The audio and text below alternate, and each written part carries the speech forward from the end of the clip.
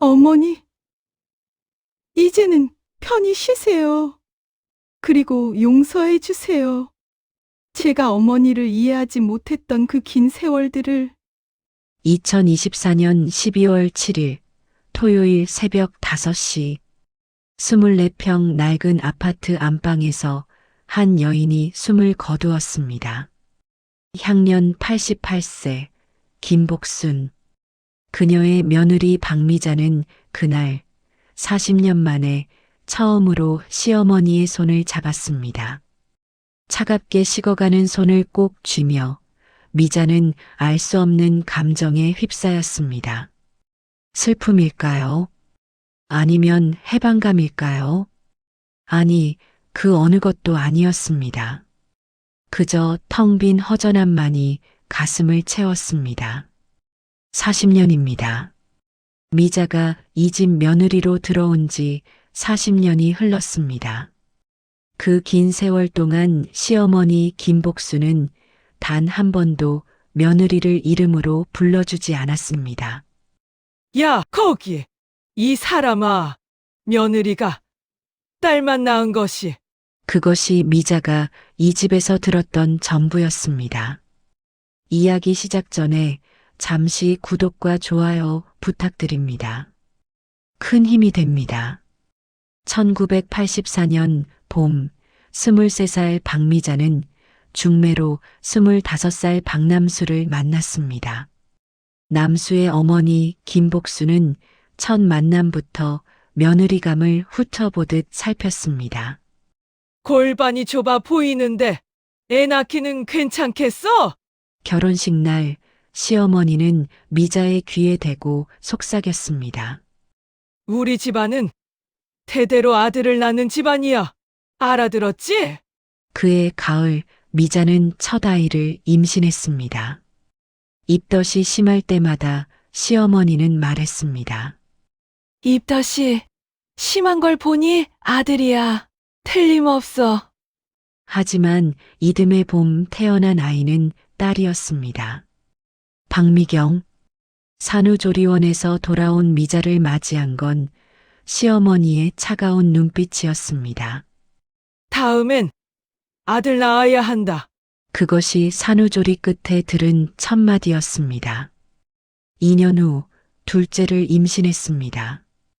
이번에는 시어머니가 절에 다녔습니다. 100일 기도를 올렸습니다. 아들을 점지해 달라고. 하지만 태어난 아이는 또 딸이었습니다. 박소희. 에휴, 시어머니는 손자를 처음 안아보고는 한숨만 내쉬었습니다. 그리고 미자를 쳐다보지도 않은 채 방문을 닫고 나갔습니다. 그날 밤 미자는 혼자 아이를 안고 울었습니다. 젖을 물리며 작고 연약한 딸의 얼굴을 보며 미자는 생각했습니다. 미안해. 엄마가 미안해. 3년 후 셋째 박지혜가 태어났습니다. 역시 딸이었습니다. 이번에는 시어머니가 산후조리원에 오지도 않았습니다. 남편 박남수는 어색하게 웃으며 말했습니다. 어머니가 좀 실망하셨어. 이해해. 미자는 대답하지 않았습니다. 무엇을 이해하라는 걸까요? 딸을 낳은 것이 죄라는 걸 이해하라는 걸까요? 그날부터 미자의 진짜 시집살이가 시작되었습니다. 명절이 되면 시어머니는 친척들 앞에서 말했습니다. 우리 며느리가 아들 복이 없나 봐. 딸만 셋이야. 미자는 고개를 숙인 채 설거지를 했습니다. 귀가 따갑게 들려오는 친척들의 수군거림을 들으며 요즘 세상에 아들이 뭐가 중요하다고. 그래도 대를 이어야지. 딸만 셋이면 참 안 됐네. 식탁에서는 남편 박남수가 고개를 숙이고 있었습니다. 어머니 편에 설 수도 아내 편에 설 수도 없는 무능한 남자. 그는 그저 침묵으로 일관했습니다. 신우이 박영자는 오빠 편만 들었습니다. 언니가 몸조리를 잘못하신 거 아니에요. 우리 오빠는 아무 문제 없는데. 아무 문제 없다고요? 미자는 그 말이 목구멍까지 차올랐지만 꾹 삼켰습니다. 말해봤자 소용없다는 걸 이미 알고 있었습니다. 딸들이 자라면서 시어머니의 구박은 더 심해졌습니다. 미경아, 내 엄마는 너희들 때문에 우리 집안 망쳤다. 겨우 7살이던 큰딸 미경이가 할머니의 그 말을 듣고 울었습니다. 할머니, 우리가 잘못 태어났어요? 미자는 딸을 꼭 안아주며 말했습니다. 아니야.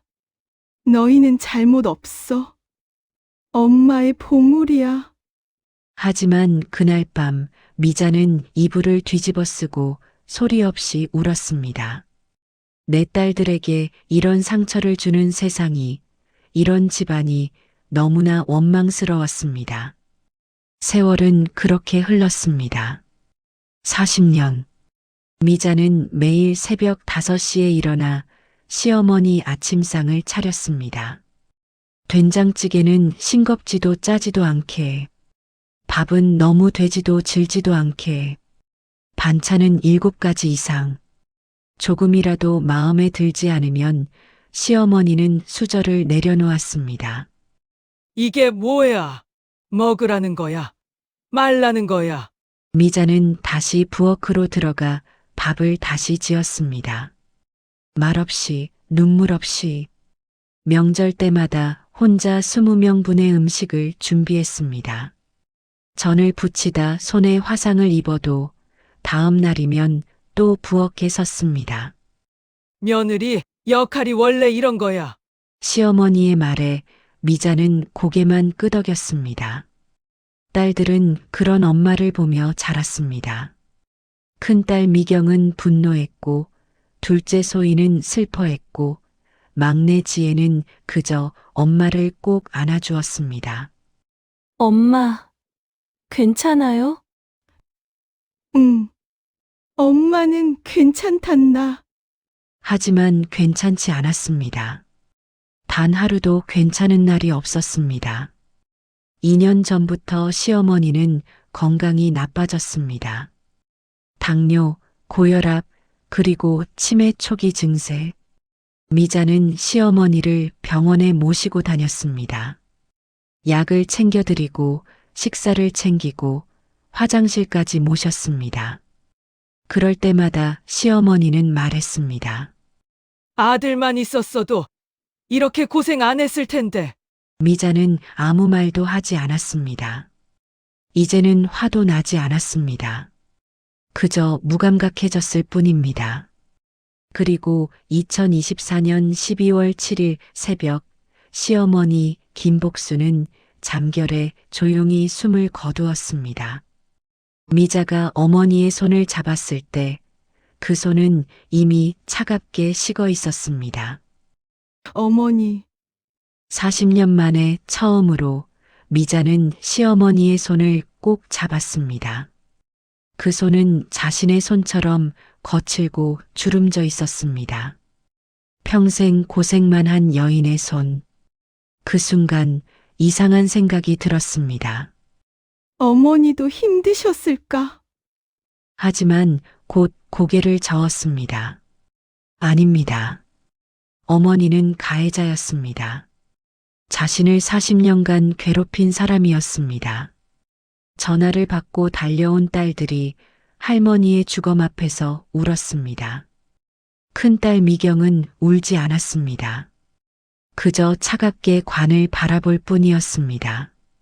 엄마, 괜찮으세요? 막내 지혜가 미자의 어깨를 안았습니다. 응. 괜찮단다. 하지만 무엇이 괜찮다는 걸까요?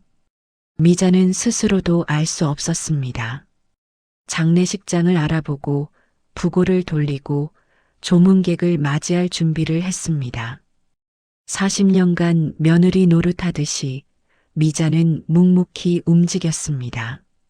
그날 밤 빈소를 지키던 미자는 문득 시어머니의 방을 바라보았습니다. 어둠 속에 잠긴 그 방에는 아직 시어머니의 흔적들이 그대로 남아 있었습니다. 오래된 장롱, 낡은 이불, 그리고 시어머니가 평생 간직했던 물건들. 미자는 알지 못했습니다. 그 방 깊숙한 곳에 40년 동안 숨겨져 있던 비밀이 곧 드러날 것이라는 사실을, 그리고 그 비밀이 자신의 인생 전체를 뒤흔들게 될 것이라는 사실을. 장례식장은 북적였습니다. 고인 김복순의 88년 인생을 기리기 위해 많은 사람들이 찾아왔습니다. 친척들, 이웃들, 그리고 오래전 인연들까지. 하지만 정작 40년을 한 집에서 살았던 며느리 박미자는 그 많은 조문객들 속에서도 혼자였습니다. 고인의 며느리십니다. 절 받으세요. 미자는 기계적으로 인사를 받았습니다. 허리를 굽히고 고개를 숙이고 예를 갖추었습니다. 마치 40년간 해왔던 것처럼. 조문객들은 미자를 보며 수군거렸습니다. 효부시네요. 시어머니 모시느라 고생 많으셨겠어요. 그러게요. 요즘 같은 세상에 저렇게 지극정성으로 모시는 며느리가 어디 있어요. 미자는 그 말들을 들으며 씁쓸하게 웃었습니다. 아무도 모릅니다. 이 효부라는 며느리가 40년간 무엇을 견뎌왔는지, 얼마나 많은 눈물을 삼켜왔는지. 빈소 한편에서는 남편 박남수가 친척들과 이야기를 나누고 있었습니다. 67세의 남수는 여전히 우유부단한 표정을 짓고 있었습니다. 형님, 어머니 마지막까지 편안하셨나요? 네, 그래요. 잠결에 편히 가셨습니다. 남수의 목소리에는 슬픔이 묻어 있었습니다. 하지만 그 슬픔이 진심인지 아니면 아들로서 당연히 보여야 하는 형식인지 미자는 알 수 없었습니다. 40년을 함께 살았지만 미자는 남편을 이해한 적이 한 번도 없었습니다. 아니, 이해하고 싶지 않았는지도 모릅니다. 남수는 평생 어머니와 아내 사이에서 방관자로 살았습니다. 어머니가 아내를 구박할 때도, 아내가 눈물을 흘릴 때도 그는 그저 침묵했습니다. 참아, 미자야. 어머니가 나이 드셔서 그래. 그것이 남편이 아내에게 해줄 수 있었던 전부였습니다. 참으라고요. 얼마나 더 참으라는 걸까요? 미자는 남편을 바라보다가 시선을 거두었습니다. 이제는 원망할 기력도 남아있지 않았습니다. 빈소 밖에서는 세 딸이 모여 있었습니다. 큰딸 박미경, 42살. 그녀는 빈소를 힐끗 바라보며 냉정하게 말했습니다. 할머니 돌아가셨다고 슬퍼해야 하는 거 맞아? 나는 솔직히 한 방울도 안 나오는데. 둘째 박소희가 언니의 팔을 잡았습니다. 언니, 그래도 그렇지. 돌아가신 분인데. 돌아가신 분? 소희야, 너 잊었어? 할머니가 엄마한테 어떻게 했는데? 미경의 목소리에는 분노가 서려 있었습니다. 그녀는 어릴 적부터 할머니를 증오했습니다. 엄마를 괴롭히는 할머니를, 엄마를 지키지 못하는 아빠를, 그 모든 것을 미경은 용서할 수 없었습니다. 언니 말도 맞지만, 그래도 할머니도 나름 힘드셨을 거야. 둘째 소희는 착한 성격 탓에 늘 중간에서 갈등했습니다. 할머니도 이해하고 싶고, 엄마도 위로하고 싶었습니다. 하지만 그 둘 사이에서 균형을 잡는 것은 불가능했습니다. 막내 지혜가 조용히 입을 열었습니다. 언니들, 지금은 엄마 걱정이나 하자. 엄마가 제일 힘드실 거야. 36살의 지혜는 세 자매 중 가장 침착했습니다. 그녀는 어릴 적부터 엄마와 할머니 사이에서 중재자 역할을 했습니다. 엄마의 눈물을 닦아주고 할머니의 심부름을 하며 가족의 평화를 지키려 애썼습니다. 엄마 정말 괜찮으실까? 소희의 물음에 세 자매는 빈소 안쪽을 바라보았습니다. 조문객들 사이에서 묵묵히 절을 받고 있는 어머니의 뒷모습이 보였습니다. 그 뒷모습은 너무나 작고 외로워 보였습니다. 오후가 되자 시누이 박영자가 도착했습니다. 63살의 영자는 여전히 매섭게 생긴 얼굴로 빈소에 들어섰습니다. 어머니, 영자는 영정 앞에 엎드려 통곡했습니다. 하지만 그 눈물이 진짜인지 미자는 의심스러웠습니다. 평생 어머니보다 자신의 이익만 챙겼던 사람이 지금 와서 효녀 행세를 하는 것처럼 보였습니다. 통곡을 마친 영자가 미자에게 다가왔습니다. 언니, 고생 많으셨어요. 형식적인 인사였습니다. 미자는 고개만 끄덕였습니다. 어머니, 마지막 가시는 길 잘 준비해 주세요. 우리 어머니는 평생 고생만 하신 분이니까. 영자의 말에 미자는 속으로 웃었습니다. 평생 고생만 하셨다고요? 그럼 자신은 뭡니까? 40년간 이 집에서 고생한 사람은 누구입니까? 하지만 미자는 아무 말도 하지 않았습니다. 말해봤자 소용없다는 것을 알고 있었습니다. 저녁이 되자 조문객들이 줄어들었습니다. 미자는 빈소를 정리하며 시어머니의 영정 사진을 바라보았습니다. 사진 속 김복수는 젊었을 때의 모습이었습니다. 아마도 50대 초반쯤 찍은 사진일 것입니다. 그 시절 시어머니는 아직 건강했고 눈빛도 날카로웠습니다. 하지만 자세히 들여다보니 그 눈빛 속에 뭔가 다른 감정이 숨어 있는 것 같았습니다. 슬픔일까요? 아니면 외로움일까요? 미자는 고개를 저었습니다. 무슨 생각을 하는 걸까요? 자신을 괴롭힌 사람을 동정하려는 걸까요? 그날 밤 가족들은 장례식장에서 저녁을 먹었습니다. 남수와 영자, 그리고 세 딸들. 미자는 그들 사이에 앉아 조용히 밥을 먹었습니다. 오빠, 어머니 재산 정리는 어떻게 하실 생각이세요? 영자가 조심스럽게 물었습니다. 장례식도 치르기 전에 재산 이야기를 꺼내는 것이 미자는 불편했지만 놀랍지는 않았습니다. 영자는 원래 그런 사람이었습니다. 아, 그건 장례 끝나고 천천히 이야기하지. 남수가 난처한 표정으로 대답했습니다. 그래도 미리 알아둬야 하지 않을까요? 어머니 통장이랑 집 문서 같은 것들.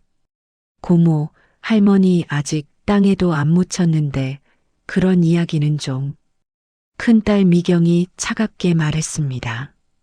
영자는 미경을 힐끗 쳐다보고는 입을 다물었습니다. 식사를 마치고 다시 장례식장으로 돌아왔습니다. 밤이 깊어지자 사람들은 하나둘 자리를 떴습니다. 남수와 사위들은 남자 대기실에서, 딸들은 여자 대기실에서 쉬었습니다. 미자는 홀로 빈소를 지켰습니다. 어두운 방 안에는 시어머니의 영정과 촛불만이 있었습니다. 미자는 방석에 앉아 시어머니의 사진을 바라보았습니다. 40년을 함께 살았지만 단 한 번도 제대로 대화를 나눈 적이 없었습니다. 아침에는 무엇을 드실지, 저녁에는 뭐가 먹고 싶은지, 몸은 괜찮으신지, 그런 일상적인 것들만 물었을 뿐입니다. 시어머니는 무슨 생각을 하며 살았을까요? 며느리를 괴롭힐 때 그녀는 무슨 기분이었을까요? 정말로 며느리가 미웠던 걸까요? 아니면 다른 이유가 있었던 걸까요? 문득 미자는 이상한 생각이 들었습니다. 만약 시어머니가 살아있었다면 단 한 번이라도 진심으로 대화를 나눌 수 있었을까요? 어머니는 행복하셨나요? 미자는 영정을 향해 조용히 물었습니다. 당연히 대답은 없었습니다. 촛불만이 조용히 흔들릴 뿐이었습니다. 자정이 넘어서자 막내 지혜가 빈소로 들어왔습니다. 엄마 안 주무세요? 응. 조금 이따 자려고. 지혜는 엄마 옆에 앉았습니다. 한동안 둘은 말없이 영정을 바라보았습니다. 엄마, 솔직히 어떠세요? 할머니 돌아가셔서. 지혜의 조심스러운 질문에 미자는 한참을 생각했습니다. 잘 모르겠구나. 슬픈 것 같기도 하고 아닌 것 같기도 하고. 할머니가 엄마한테 잘해드렸으면 좋았을 텐데. 그래도 어머니야. 이제는 편히 쉬시겠지. 미자의 말에는 복잡한 감정이 섞여 있었습니다. 원망, 슬픔, 그리고 묘한 안도감까지. 엄마, 할머니 방 정리 언제 할 거예요? 제가 도와드릴게요. 장례 끝나고 천천히 하자. 지금은 그냥 그대로 두고 싶구나.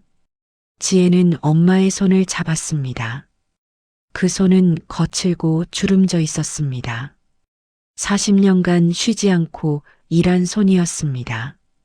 엄마, 이제 좀 쉬세요. 엄마도 이제 엄마 인생 사세요. 미자는 딸의 손을 꼭 잡았습니다. 그리고 조용히 고개를 끄덕였습니다. 하지만 미자는 알지 못했습니다. 시어머니의 방에 숨겨진 비밀이 곧 자신의 인생을 완전히 바꿔놓을 것이라는 사실을. 그 비밀은 지금 어두운 방 한구석에서 조용히 기다리고 있었습니다. 40년의 침묵을 깨고 진실이 드러날 그 순간을. 장례 이틀째 아침이 밝았습니다. 미자는 새벽 5시에 눈을 떴습니다. 40년간 몸에 밴 습관이었습니다. 시어머니가 돌아가셨어도 그 습관만은 사라지지 않았습니다. 장례식장은 벌써 몇몇 조문객들이 와 있었습니다. 미자는 다시 상주 자리에 앉아 절을 받았습니다. 고생 많으셨습니다. 시어머님 잘 모셨다고 들었어요. 네, 감사합니다. 잘 모셨다고요. 미자는 속으로 쓴웃음을 지었습니다. 그렇습니다. 분명 잘 모셨을 것입니다. 40년간 새벽 5시에 일어나 밥을 지었고 빨래를 하고 청소를 하고 시어머니가 원하는 모든 것을 해드렸으니까요. 하지만 그게 정말 잘 모신 것일까요? 아니면 그저 살아남기 위해 참았던 것일까요? 오전 10시쯤 시어머니의 오랜 친구라는 노인이 찾아왔습니다. 80대 후반으로 보이는 그 할머니는 영정 앞에 엎드려 한참을 울었습니다. 복순아, 이렇게 먼저 가면 어떡하니? 미자는 그 할머니를 부축해 일으켰습니다. 할머니는 눈물을 닦으며 미자를 바라보았습니다. 당신이 며느리인가요? 네, 그렇습니다. 복순이가 며느리 이야기 많이 했어요. 딸만 셋 낳았다고. 미자의 몸이 굳었습니다. 시어머니가 친구들에게까지 그런 이야기를 했단 말입니까? 할머니는 계속 말을 이었습니다. 복순이도 참 불쌍한 사람이었어요. 딸만 넷 낳아서 평생 구박받고 살았거든요. 네. 미자는 자신의 귀를 의심했습니다. 시어머니가 딸만 넷을 낳았다고요? 아니, 시어머님은 아들 하나, 딸 하나 낳으셨는데요. 할머니는 고개를 저었습니다. 아니에요. 복순이는 첫 번째 결혼해서 딸만 넷을 낳았어요. 그러다가 남편이 바람을 피워서 이혼했지요. 그리고 재혼해서 지금 아들 낳고. 미자는 말문이 막혔습니다. 시어머니가 재혼이었다고요? 첫 번째 결혼해서 딸만 넷을? 그 이야기 모르셨어요? 복순이가 평생 그 상처 안고 살았는데. 할머니는 잠시 말을 멈췄다가 조용히 덧붙였습니다. 그래서 며느리한테 더 그랬나 봐요. 자기도 같은 아픔을 겪었으니까. 복순이도 참 불쌍한 사람이었어요. 할머니가 돌아간 후 미자는 멍하니 자리에 앉아 있었습니다. 시어머니가 딸만 넷을 낳아서 이혼당했다고요. 그리고 재혼해서 겨우 아들을 낳았다고요. 그렇다면 시어머니도 자신과 똑같은 고통을 겪었다는 말입니까? 미자는 머리가 어지러웠습니다. 그동안 자신이 알던 시어머니는 누구였을까요? 그저 냉혹한 가해자라고만 생각했는데 사실은 그녀도 피해자였단 말입니까? 하지만 곧 미자는 고개를 저었습니다. 아닙니다. 그렇다고 해서 시어머니가 자신에게 한 일들이 정당화되는 것은 아닙니다. 피해자였다고 해서 다른 사람을 괴롭힐 권리가 생기는 건 아니지 않습니까? 점심때가 되자 영자가 남수에게 다가왔습니다. 오빠, 어머니 통장 어디 있어요? 장례 비용도 나가야 하고 정리할 게 많잖아요. 남수는 난처한 표정을 지었습니다. 그건 어머니 방에 있을 텐데. 미자야, 어머니 방 열쇠 있어? 미자는 잠시 망설이다가 고개를 끄덕였습니다. 집에 있습니다. 그럼 오늘 저녁에 가서 좀 찾아봐야겠네. 영자 말이 맞아. 정리할 게 많아. 미자는 불편한 마음으로 고개를 끄덕였습니다. 시어머니 방을 뒤져야 한다는 생각이 왠지 꺼림칙했습니다.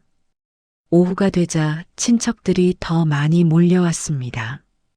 그들은 고인을 추모한다는 명목으로 모였지만 실제로는 험담을 늘어놓았습니다. 복순이가 며느리 복은 있었네. 저렇게 지극정성으로 모셔주니. 그러게. 요즘 같은 세상에 저런 며느리가 어디 있어. 근데 딸만 셋이라며? 아들 하나 없으면 나중에 누가 제사 지내주나. 미자는 그 말들을 들으며 참았습니다. 화를 내봤자 소용없다는 것을 알고 있었습니다. 하지만 큰딸 미경은 참지 못했습니다. 제사는 딸도 지낼 수 있는데요. 무슨 조선시대도 아니고. 친척들이 놀라서 미경을 쳐다보았습니다. 아이고, 미경이 다 컸네. 근데 그래도 아들이 있어야. 왜요? 딸이 뭐가 부족한데요? 저희 엄마도 딸만 셋 낳았다고 평생 구박받으셨는데 그게 정상인가요? 미경아. 미자가 딸을 말렸지만 미경은 멈추지 않았습니다. 엄마는 평생 참으셨지만 저는 못 참아요. 왜 딸 낳았다고 죄인 취급을 받아야 하는데요? 친척들은 난처한 표정으로 자리를 피했습니다. 미자는 딸의 손을 잡았습니다. 미경아, 그만하자. 엄마는 왜 맨날 참기만 해요? 분하지도 않으세요? 미경의 눈에는 눈물이 고여 있었습니다. 분노의 눈물이었습니다. 분하지 않을 리가 없지. 하지만 이제 와서 뭐 하겠니? 다 지난 일인데. 지난 일이라고요? 엄마 인생은 어떡하고요? 미자는 대답할 수 없었습니다. 그렇습니다. 자신의 인생은 어떻게 되는 걸까요? 40년을 참고 살았는데 이제 와서 무엇이 남았을까요? 저녁이 되자 남수와 미자는 집으로 돌아왔습니다. 시어머니 방을 정리하기 위해서였습니다. 오랜만에 들어선 집은 텅 비어 있었습니다. 시어머니가 없으니 집이 더 쓸쓸해 보였습니다. 미자는 시어머니 방 앞에 섰습니다. 손이 떨렸습니다. 문을 여는 것이 두려웠습니다. 미자야, 어서 열어봐. 남수의 재촉에 미자는 천천히 문을 열었습니다. 방 안에는 시어머니의 흔적들이 그대로 남아 있었습니다. 정갈하게 개켜진 이불, 오래된 장롱, 그리고 창가에 놓인 화분. 미자는 방 안을 천천히 둘러보았습니다. 40년을 이 집에 살았지만 시어머니 방에 제대로 들어온 것은 처음이었습니다. 통장이 어디 있을까? 남수가 서랍을 뒤지기 시작했습니다. 미자는 그런 남편을 바라보다가 장롱 쪽으로 걸어갔습니다. 오래된 나무 장롱이었습니다. 미자는 조심스럽게 문을 열었습니다. 안에는 시어머니의 옷들이 가지런히 걸려 있었습니다. 미자는 옷들을 쓰다듬었습니다. 한복, 양복, 그리고 평상복들. 모두 시어머니가 생전에 입었던 것들이었습니다. 장롱 아래쪽 서랍을 열자 오래된 사진첩이 나왔습니다. 미자는 사진첩을 꺼내 펼쳐보았습니다. 첫 페이지에는 젊은 시어머니의 사진이 있었습니다. 20살쯤 되어 보이는 시어머니는 한복을 입고 수줍게 웃고 있었습니다. 그 다음 페이지에는 4명의 어린 딸들과 함께 찍은 사진이 있었습니다. 시어머니는 피곤한 표정으로 아이들을 안고 있었습니다. 미자는 가슴이 철렁했습니다. 정말이었습니다. 할머니 친구가 했던 말이 사실이었습니다. 시어머니는 정말로 딸만 넷을 낳았던 것입니다. 다음 페이지들에는 사진이 없었습니다. 빈 페이지만 계속되다가 중간쯤에서 다시 사진이 나타났습니다. 재혼 후의 사진들이었습니다. 새로운 남편과 함께 찍은 사진, 그리고 아들 남수를 안고 있는 사진. 그 사진 속 시어머니의 표정은 복잡했습니다. 기쁨과 안도, 그리고 어딘가 슬픔이 섞여 있었습니다. 미자야, 통장 찾았어. 남수의 목소리에 미자는 정신을 차렸습니다. 하지만 사진첩에서 눈을 뗄 수가 없었습니다. 여보, 시어머니가 재혼이었다는 거 알고 있었어요? 응? 아, 그거 알고 있었지. 남수는 태연하게 대답했습니다. 그럼 시어머니가 첫 번째 결혼해서 딸만 넷 낳아서 이혼당했다는 것도 알고 있었어. 어머니가 얘기해 주셨으니까. 미자는 남편을 똑바로 쳐다보았습니다. 그럼 왜 저한테는 안 말해줬어요? 그게 어머니가 말하지 말래서. 집안 수치라고. 미자는 허탈하게 웃었습니다. 수치라고요. 딸을 낳은 것이 수치라고요. 그런데 시어머니는 저한테 똑같이 하셨잖아요. 본인도 딸만 낳아서 고생하셨으면서. 미자야, 어머니도 힘드셨던 거야. 이해 좀 해줘. 이해하라고요. 미자는 말문이 막혔습니다. 40년을 참고 살았는데 이제 와서 이해하라고요. 저도 힘들었어요. 저도 40년간 똑같이 고생했다고요. 미자의 목소리가 떨렸습니다. 평생 처음으로 남편에게 감정을 드러내는 순간이었습니다. 알아. 그러니까 이제 그만 넘어가자. 어머니도 돌아가셨고 남수는 여전히 무책임했습니다. 넘어가자고요. 무엇을 넘어가라는 걸까요? 미자는 더 이상 말하지 않았습니다. 말해봤자 소용없다는 것을 알고 있었습니다. 다시 장롱으로 시선을 돌린 미자는 맨 아래 깊숙한 곳에 노란 봉투가 있는 것을 발견했습니다. 이건 뭐지? 미자는 봉투를 꺼냈습니다. 봉투 겉면에는 만년필로 쓴 글씨가 있었습니다. 며느리에게. 미자의 심장이 뛰기 시작했습니다. 시어머니가 자신에게 남긴 편지일까요? 여보, 이것 좀 봐요. 하지만 남수는 통장 정리에 정신이 팔려 있었습니다. 응, 나중에 봐. 지금 통장 내역 확인 중이야. 미자는 노란 봉투를 가슴에 안았습니다. 지금 여기서 열어야 할까요? 아니면 나중에 혼자 열어봐야 할까요? 봉투는 묵직했습니다. 마치 40년의 무게가 담긴 것처럼 미자는 봉투를 핸드백에 조용히 넣었습니다. 이것은 나중에 혼자 있을 때 열어보기로 했습니다. 그날 밤 장례식장으로 돌아온 미자는 봉투를 계속 만지작거렸습니다. 안에는 무엇이 들어 있을까요? 시어머니가 자신에게 하고 싶었던 말은 무엇일까요? 빈소에는 아무도 없었습니다. 미자는 조용히 봉투를 꺼냈습니다. 손이 떨렸습니다. 봉투를 여는 것이 두려웠습니다. 하지만 동시에 궁금했습니다.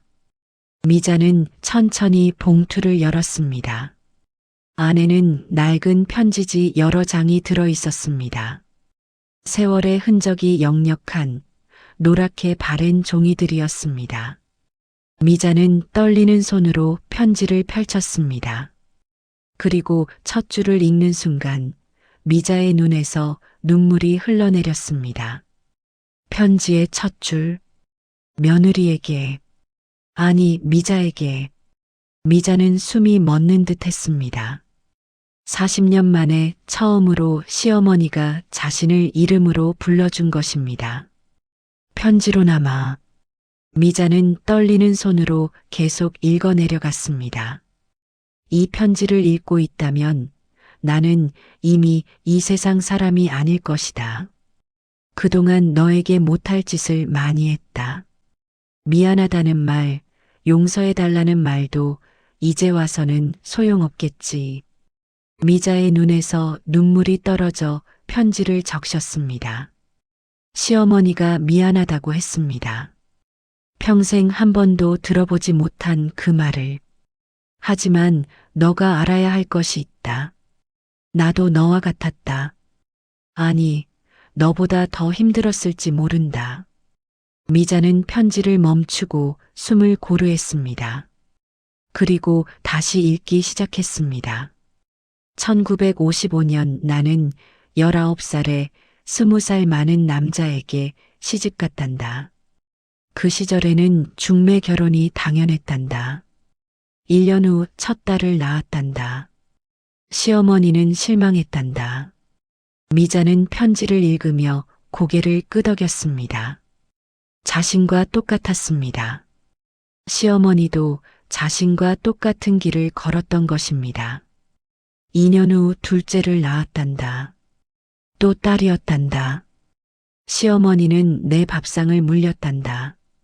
3년 후 셋째, 4년 후 넷째. 모두 딸이었단다. 4명의 딸. 미자는 오늘 낮에 본 사진 속 4명의 아이들을 떠올렸습니다. 남편은 술을 마시고 들어와 허구한 날 나를 때렸다. 아들 하나 못 낳는 여편네라고. 시어머니는 내가 밥을 먹는 것조차 눈에 거슬린다고 했단다. 대를 끊는다고.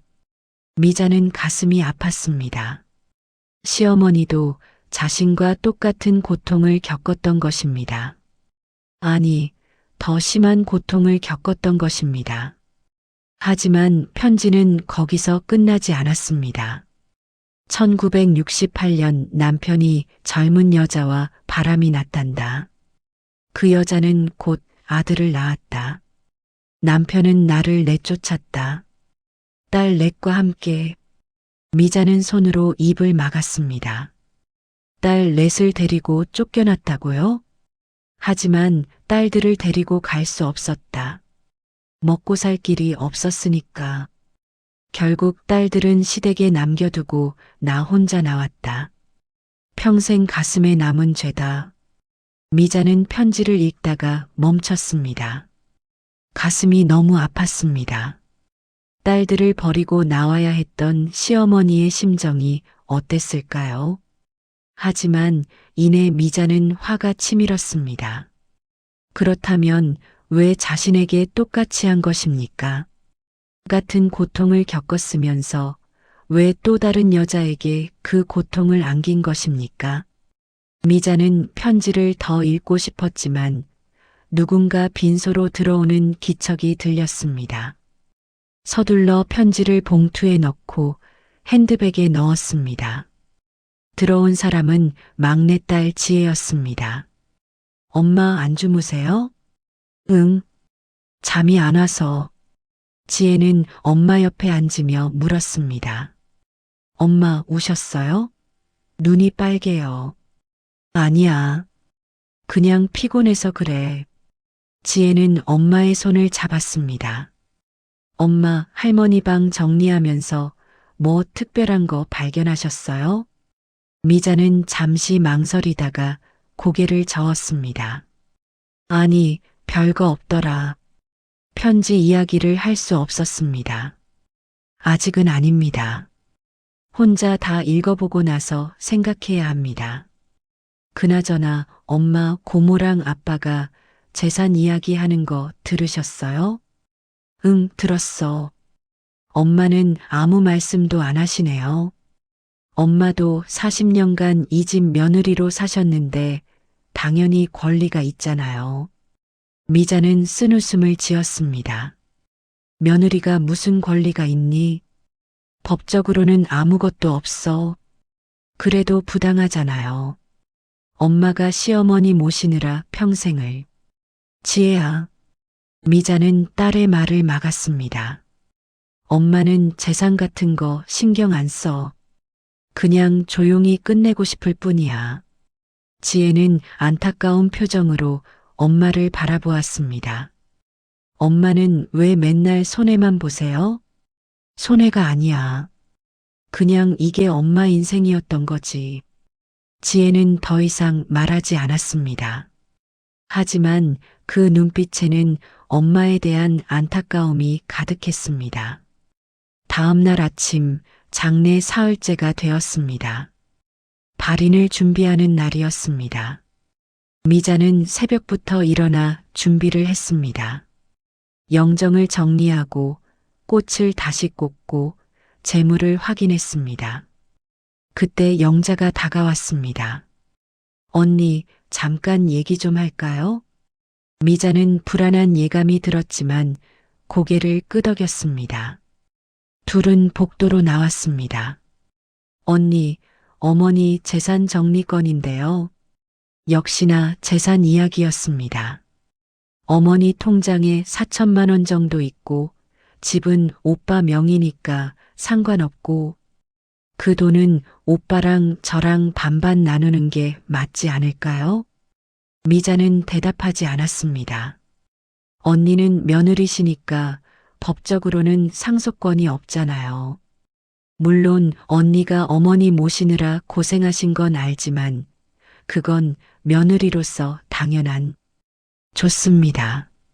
미자가 말을 끊었습니다. 마음대로 하세요. 저는 상관없습니다.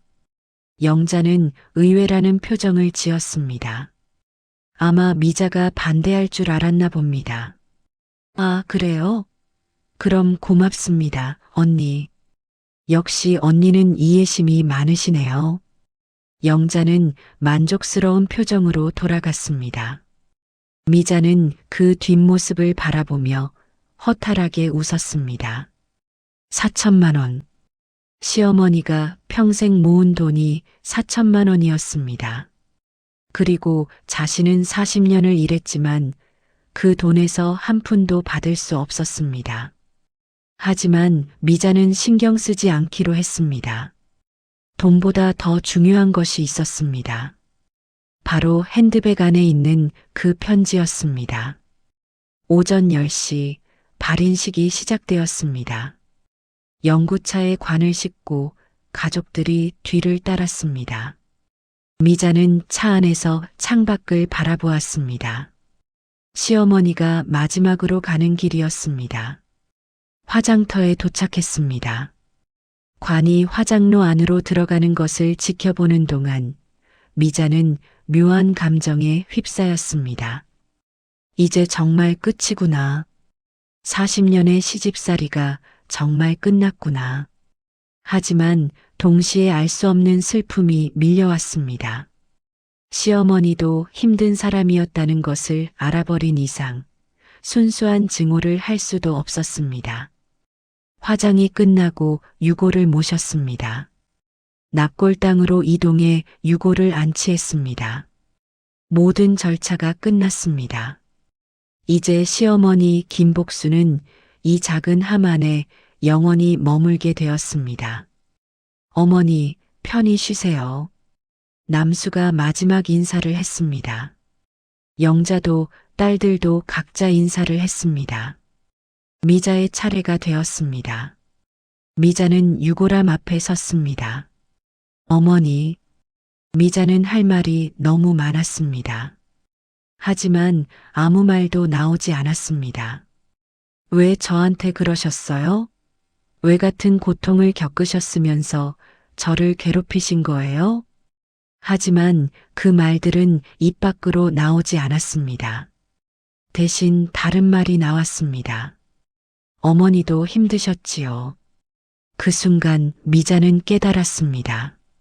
자신이 시어머니를 용서하고 있다는 것을, 아니, 용서는 아니더라도 이해하려고 하고 있다는 것을. 납골당을 나와 주차장으로 향하는 길, 큰딸 미경이 미자의 팔을 잡았습니다. 엄마, 괜찮으세요? 응, 괜찮아. 엄마, 이제 엄마 인생 사세요.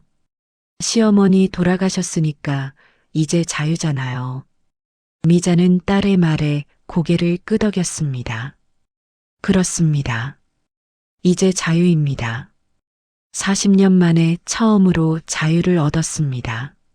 하지만 왠지 자유롭다는 느낌이 들지 않았습니다. 오히려 텅 빈 허전함만 느껴졌습니다.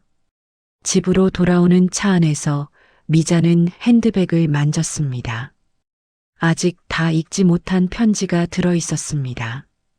시어머니가 진짜 하고 싶었던 말은 무엇일까요? 편지의 나머지 부분에는 무엇이 적혀 있을까요? 그날 밤 집에 돌아온 미자는 남편이 잠든 후 조용히 거실로 나왔습니다. 그리고 다시 편지를 꺼냈습니다. 이번에는 끝까지 읽어보기로 했습니다. 무슨 말이 적혀 있든 두렵지 않았습니다. 아니, 어쩌면 두려웠지만 알아야만 했습니다. 미자는 떨리는 손으로 편지를 펼쳤습니다. 아까 읽었던 부분을 지나 다음 내용을 읽기 시작했습니다. 그리고 그 순간 미자의 눈이 커졌습니다. 편지에는 미자가 상상도 못했던 내용이 적혀 있었습니다. 시어머니가 숨겨온 또 다른 비밀이. 미자는 편지를 읽으며 숨이 멎는 듯 했습니다. 1973년 나는 재혼했단다. 너의 시아버지를 만난 거지. 그분은 아내를 일찍 여의고 혼자 아들 하나, 딸 하나를 키우고 있었단다. 미자는 계속 읽었습니다. 손이 너무 떨려서 글씨가 흔들려 보였습니다. 재혼한 지 1년 만에 남수를 임신했단다. 10달 내내 기도했단다. 제발 아들이기를, 제발 이번에는 아들을 낳게 해달라고. 미자의 가슴이 철렁했습니다. 그리고 남수가 태어났단다. 아들이었다. 그날 나는 처음으로 사람 대접을 받았단다. 시댁 식구들이 나를 보며 웃어주었다. 아들 낳았다고. 편지를 읽는 미자의 눈에서 눈물이 멈추지 않았습니다. 하지만 미자야, 나는 알고 있었단다. 그것이 얼마나 허망한 것인지. 미자는 다음 문장을 읽기 위해 눈을 닦았습니다. 남수를 낳고 4개월이 지났을 때 남편이 아팠단다. 병원에 갔더니 의사가 남편을 따로 불렀단다. 나는 밖에서 기다렸지. 미자의 심장이 빠르게 뛰기 시작했습니다. 무언가 중요한 이야기가 나올 것 같았습니다. 진료실 문이 열렸을 때 남편의 얼굴은 새하였다. 집으로 돌아오는 내내 한마디도 하지 않았다. 그날 밤 남편이 내게 말했다. 미자는 숨을 죽이고 다음 문장을 읽었습니다. 복순아, 나는 아이를 가질 수 없는 몸이라고 했소. 의사가 그랬소. 무정자증이라고. 남수는 내 아이가 아니라고. 편지가 미자의 손에서 떨어질 뻔했습니다. 무슨 소리입니까? 남편이 무정자증이라고요? 그럼 남수는 누구의 아이란 말입니까? 미자는 황급히 다음 내용을 읽었습니다. 남편은 충격에 빠졌단다. 나를 의심했단다. 남수가 누구의 아이냐고 소리쳤단다. 나는 억울했단다. 나는 그 누구와도 그런 적이 없었으니까. 미자는 혼란스러웠습니다. 그럼 대체 어떻게 된 것입니까? 며칠을 울고 또 울었단다. 그러다가 문득 생각이 났단다. 결혼하기 전 병원에 간 일이. 미자는 편지에 집중했습니다. 재혼하기 전 나는 여자로서 아이를 가질 수 있는지 검사를 받았단다. 당시 산부인과 의사는 나에게 이상이 없다고 했다. 그리고 한 가지를 더 권했다. 미자의 눈이 커졌습니다. 만약 남편 쪽에 문제가 있을 경우를 대비해서 미리 준비를 해두는 게 어떻겠냐고. 그때는 그게 무슨 말인지 몰랐단다. 미자는 손으로 입을 막았습니다. 설마. 의사는 조심스럽게 설명했단다. 병원에서 익명의 기증자를 통해 인공수정을 할 수 있다고. 당시에는 드문 일이었지만 불가능한 것은 아니라고. 미자는 믿을 수 없다는 표정으로 편지를 응시했습니다. 나는 그 말을 듣고 치를 떨었다. 어떻게 그런 생각을 하냐고.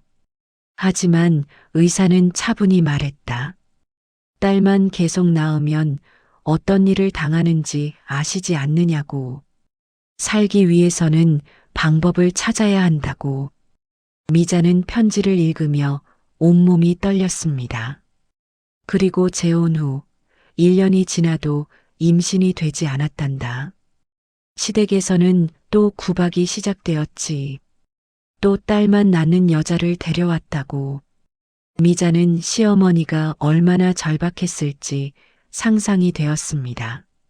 나는 몰래 그 병원을 찾아갔단다. 그리고 그렇게 남수를 가졌단다. 남편도 모르게, 시댁 식구들도 모르게, 오직 나만 아는 비밀로. 미자는 의자에 주저앉았습니다. 남편 박남수는 시어버지의 친아들이 아니었단 말입니까? 남수가 태어났을 때 남편은 기뻐했단다. 내 아들이라고. 하지만 4개월 후 진실을 알게 되었지. 자신이 무정자증이라는 것을. 미자는 편지를 계속 읽었습니다. 남편은 나를 죽일 듯이 노려보았단다. 하지만 나는 침착하게 말했단다. 남수는 당신 아들이라고. 병원에서 검사를 잘못한 것이라고. 다시 검사를 받아보자고. 미자는 시어머니의 담대함에 놀랐습니다. 그리고 나는 그 의사를 찾아갔단다. 사정사정을 했지. 제발 남편에게 오진이었다고 말해달라고. 남편이 재검사를 받으러 오면 괜찮다고 말해달라고. 미자는 숨을 죽였습니다. 의사는 고민하다가 결국 승낙했단다. 그 시절에는 의료 기록이 지금처럼 철저하지 않았으니까. 남편이 재검사를 받으러 갔을 때 의사는 말했단다. 이전 검사가 오진이었다고. 정자수가 적긴 하지만 임신은 가능하다고. 미자는 믿을 수 없었습니다. 남편은 그 말을 믿었단다. 아니, 믿고 싶어 했지. 자신의 아들이 있다는 사실이 너무나 기뻤으니까. 그리고 그 비밀은 나만 알고 있었단다. 평생 편지는 계속되었습니다. 하지만 미자야, 그 대가가 얼마나 컸는지 너는 모를 것이다. 미자는 고개를 갸웃했습니다. 남편은 자신이 정자수가 적다는 것을 알고 나서 평생 그것을 숨기고 살았단다. 누구에게도 말하지 않았지. 심지어 아들 남수에게도. 미자는 남편의 얼굴을 떠올렸습니다. 그리고 너가 우리 집 며느리로 들어왔을 때 남편은 나에게 말했단다. 며느리가 딸만 낳으면 어떡하냐고. 걱정이라고. 미자는 주먹을 쥐었습니다. 나는 남편에게 말했단다. 걱정 마시라고. 우리 아들은 문제 없다고. 며느리가 딸을 낳으면 그건 며느리 탓이라고. 미자는 눈물을 흘렸습니다. 분노의 눈물이었습니다. 미자야, 나는 너에게 죄를 지었단다. 당신의 첫째 미경이가 태어났을 때 나는 안도했단다. 딸이라서, 내 거짓말이 들키지 않아서. 편지를 읽는 미자의 손이 부들부들 떨렸습니다. 둘째 소희가 태어났을 때도, 셋째 지혜가 태어났을 때도 마찬가지였단다. 나는 너를 구박했지. 아들을 못 낳는다고. 하지만 진실은 달랐단다. 미자는 편지를 놓을 수 없었습니다. 진실은 남수도 무정자증이었단다. 그 순간 미자는 숨이 멎는 듯 했습니다. 무슨 소리입니까? 남수도 무정자증이라고요? 남수를 낳고 15년쯤 지났을 때 남수가 아팠단다. 고열로 병원에 입원했지. 그때 의사가 나를 불렀지. 검사 결과 남수가 무정자증이라고. 아마도 어릴 때 알았던 볼거리 때문인 것 같다고. 미자는 믿을 수 없었습니다. 의사는 남수에게 말하지 말라고 했단다. 아직 어리니까 나중에 결혼할 때 알려줘도 늦지 않다고. 나는 그 비밀을 또 숨겼단다. 미자의 머릿속이 복잡해졌습니다. 그리고 남수가 결혼할 나이가 되었을 때 나는 고민했단다. 말해야 할까, 말지 말아야 할까? 하지만 말할 수 없었단다. 말하면 남수가 결혼을 못할 것 같았으니까. 미자는 이해할 수 없었습니다. 그럼 자신의 딸들은 대체 누구의? 그래서 나는 너가 우리 집 며느리로 들어왔을 때 너를 병원에 데려갔었단다. 기억나니? 결혼 전 건강검진이라고 하면서. 미자는 기억했습니다. 시어머니가 큰 병원에 데려가서 여러 검사를 받게 했던 것을. 그때 나는 의사에게 부탁했단다. 너 모르게 그 일을 해달라고. 미자는 편지를 읽다가 손을 놓았습니다. 설마 그런. 떨리는 손으로 다시 편지를 들었습니다. 미자야, 너의 세 딸은 모두 병원에서 태어났단다. 그리고 나는 매번 그 의사를 통해 너의 몸에 미안하다. 정말 미안해. 미자는 비명을 지를 뻔했습니다. 자신의 딸들이, 자신이 낳은 딸들이 남수의 친딸이 아니라고요? 너는 아무것도 몰랐을 것이야. 매번 자연분만인 줄 알았겠지. 하지만 나는 의사와 짜고 너를 속였단다. 딸을 낳게 하기 위해서. 미자는 편지를 바닥에 떨어뜨렸습니다. 온몸이 떨렸습니다. 믿을 수 없었습니다. 자신이 40년간 구박받았던 이유가 모두 시어머니의 조작 때문이었다고요? 자신은 아무 문제도 없었는데 시어머니가 일부러 딸만 낳게 만들었다고요? 미자는 바닥에 주저앉았습니다. 숨을 쉴 수가 없었습니다. 왜요? 왜 그런 짓을 하신 거예요? 미자는 영정이 있는 쪽을 향해 소리치고 싶었습니다. 하지만 소리가 나오지 않았습니다.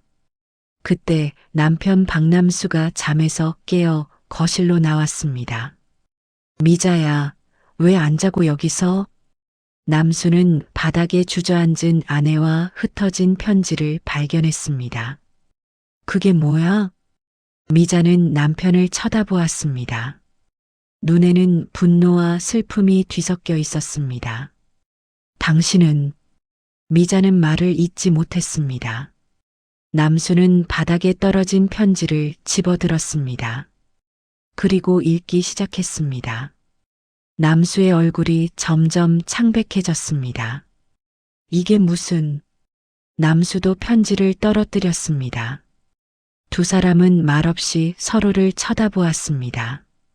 40년을 함께 살았지만 이 순간만큼 서로가 낯선 적이 없었습니다. 미자는 떨리는 목소리로 물었습니다. 당신은 정말 몰랐어요? 남수는 고개를 저었습니다. 나도 몰랐어. 어머니가 그런 일을 나한테도 말 안 했어. 남수의 목소리도 떨렸습니다. 나는 내가 문제라는 걸 몰랐어. 어머니가 늘 너 때문이라고 했으니까. 미자는 비웃었습니다. 그래요. 시어머니는 저 때문이라고 하셨지요. 40년 동안 거짓말로. 남수는 아무 말도 하지 못했습니다. 미자는 다시 편지를 집어들었습니다. 아직 끝이 아니었습니다. 마지막 페이지를 펼쳤습니다. 미자야, 나는 너에게 용서를 구하지 않을게. 용서받을 자격이 없으니까. 다만 한 가지만 알아줘. 미자는 눈물을 닦으며 읽었습니다. 나는 너를 미워해서 그런 것이 아니야. 나는 두려웠어. 내 거짓말이 들킬까봐. 남수가 친아들이 아니라는 것이 밝혀질까봐. 미자는 고개를 저었습니다. 미자는 편지를 구겼습니다. 참을 수 없었습니다. 미자야, 나는 괴물이야. 내가 당한 고통을 너에게 그대로 안겼으니까. 아니, 더 심하게 안겼으니까.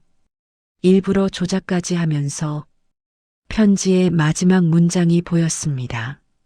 나는 지옥에 갈 것이야.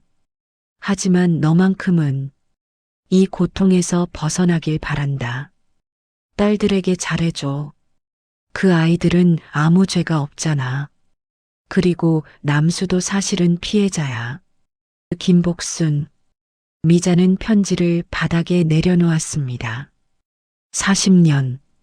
40년간 자신이 겪은 모든 고통이 거짓 위에 세워진 것이었습니다.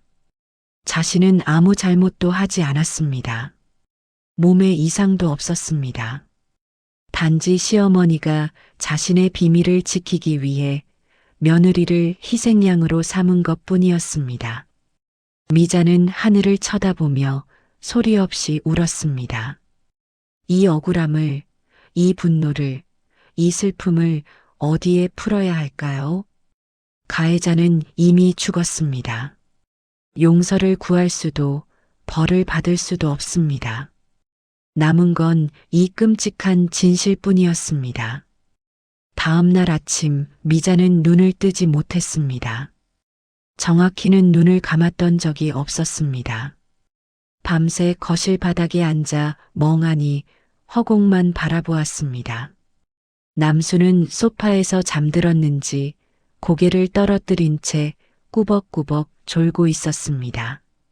하지만 그의 얼굴은 여전히 창백했습니다. 미자는 천천히 일어났습니다. 몸이 천근만근 무거웠습니다. 40년의 무게가 온몸을 짓누르는 것 같았습니다. 화장실 거울을 보았습니다. 거울 속 여인은 낯설었습니다. 눈은 퉁퉁 부어 있고 얼굴은 핏기 하나 없이 창백했습니다. 나는 누구지? 미자는 거울 속 자신에게 물었습니다. 박미자, 65년을 산 여자. 하지만 그중 40년은 거짓 위에서 살았습니다. 자신이 죄인이라고 믿으며 살았습니다. 아들을 낳지 못한 죄인, 대를 끊는 며느리. 하지만 그 모든 것이 거짓이었습니다. 미자는 거울을 주먹으로 쳤습니다. 거울에 금이 갔습니다. 아, 손에서 피가 났습니다. 하지만 아프지 않았습니다. 마음의 고통에 비하면 이 정도 상처는 아무것도 아니었습니다. 미자야, 남수가 달려왔습니다. 피 흘리는 아내의 손을 붙잡았습니다. 왜 이래? 정신 차려. 미자는 남편을 쳐다보았습니다. 그 눈빛은 차가웠습니다. 정신 차리라고요?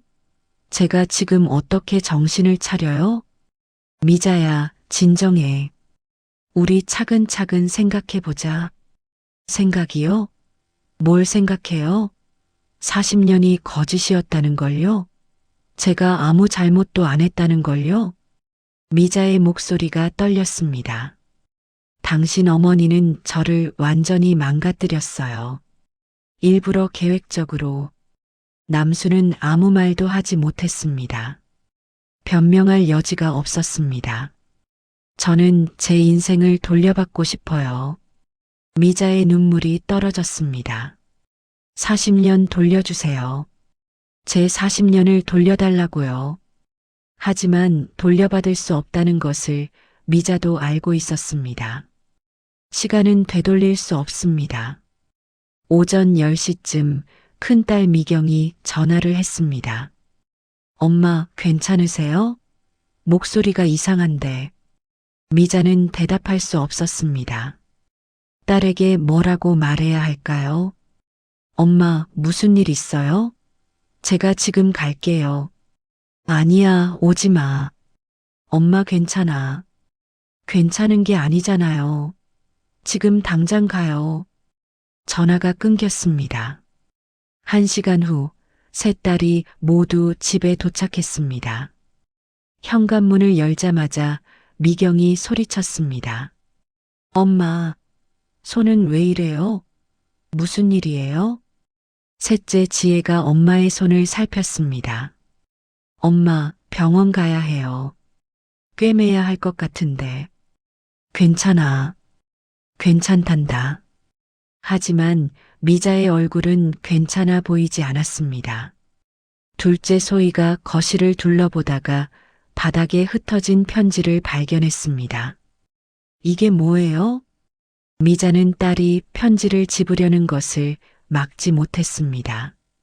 소희는 편지를 집어 읽기 시작했습니다. 그러다 얼굴이 하얗게 변했습니다. 언니들, 이거. 미경과 지혜도 편지를 읽었습니다. 세 딸의 얼굴이 점점 굳어졌습니다. 이게 무슨 소리예요? 미경이 편지를 던졌습니다. 할머니가 엄마한테 일부러 딸만 낳게 했다고요? 소희는 그 자리에 주저앉았습니다. 그럼 우리는 아빠 친딸이 아니라는 거예요? 지혜는 떨리는 손으로 편지를 다시 집어들었습니다. 끝까지 읽고 나서 조용히 말했습니다. 엄마는 이걸 언제 하셨어요? 어젯밤에. 미자의 목소리는 잠겨 있었습니다. 그럼 엄마는 밤새 혼자. 지혜가 엄마를 껴안았습니다. 미자는 딸의 품에서 처음으로 크게 울음을 터뜨렸습니다. 미안해. 엄마가 미안해. 너희를 이렇게. 엄마, 잘못 아니에요. 지혜가 엄마의 등을 토닥였습니다. 하지만 미경은 달랐습니다. 그녀는 분노로 온몸이 떨렸습니다. 할머니가 이렇게까지 악랄한 사람이었어? 미경은 편지를 구겼습니다. 엄마를 40년 동안 괴롭힌 것도 모자라서 우리까지 조작했다고? 언니, 나는 할머니를 절대 용서 못해. 절대로. 미경이 소리쳤습니다. 이미 죽었잖아. 죽어서 벌도 못 받아. 이게 말이 돼? 소희가 언니의 팔을 잡았습니다. 언니, 진정해. 엄마 보라고.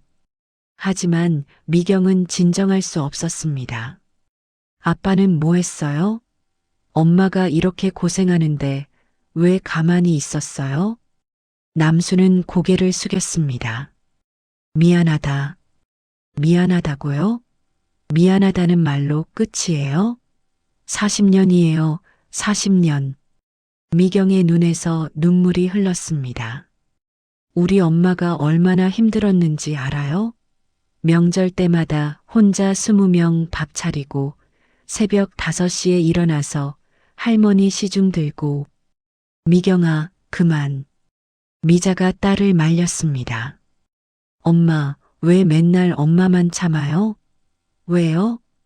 미경이 엄마에게 소리쳤습니다. 엄마는 아무 잘못도 안 했어요. 할머니가 다 조작한 거잖아요. 거실은 침묵에 휩싸였습니다. 한참 후 지혜가 조용히 물었습니다. 그럼 우리 진짜 아빠는 누구예요? 모두가 그 질문에 얼어붙었습니다.